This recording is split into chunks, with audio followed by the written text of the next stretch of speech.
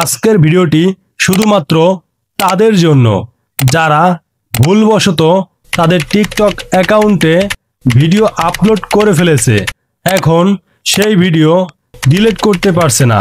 তো আজকের এই ভিডিওর মাধ্যমে আমি দেখিয়ে দিব কিভাবে টিকটক অ্যাকাউন্টে ভিডিও ডিলিট করতে হয়।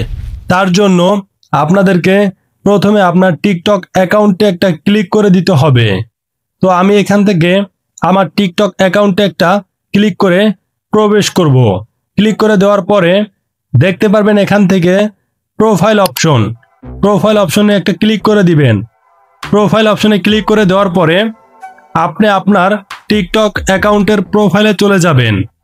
দেন এখান থেকে দেখতে পারবেন যে আপনার অনেকগুলো ভিডিও, যেই ভিডিওগুলো আপনার অ্যাকাউন্টে আপনি আপলোড করেছেন, এখান থেকে আপনি যেই ভিডিওটি ভুলবশত আপলোড করে ফেলেছেন সেই ভিডিওটি সিলেক্ট করে নেবেন শুধুমাত্র ডিলিট করার জন্য।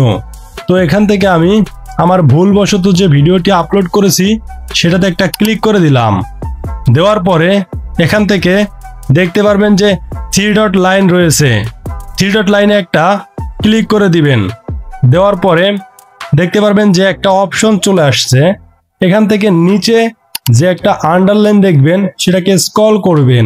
তারপর এখান থেকে দেখতে পাবেন একেবারে কর্নারে একটা ডিলিট অপশন রয়েছে। তো ডিলিট অপশনে একটা ক্লিক করে দিবেন। ক্লিক করে দেওয়ার পরে দেখতে পারবেন যে ডিলিট অ্যান্ড ক্যান্সেল অপশন রয়েছে। এখান থেকে ডিলিট অপশনটিতে একটা ক্লিক করে দিবেন।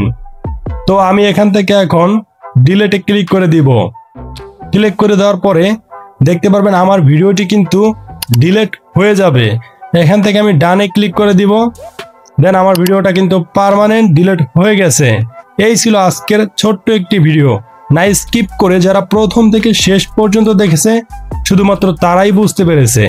তো এখন পর্যন্ত আমার এই ভিডিওটি যদি লাইক না করে থাকে তাহলে অবশ্যই ভিডিওতে একটা লাইক করে দিবে এবং চ্যানেলটি সাবস্ক্রাইব করে রাখবেন।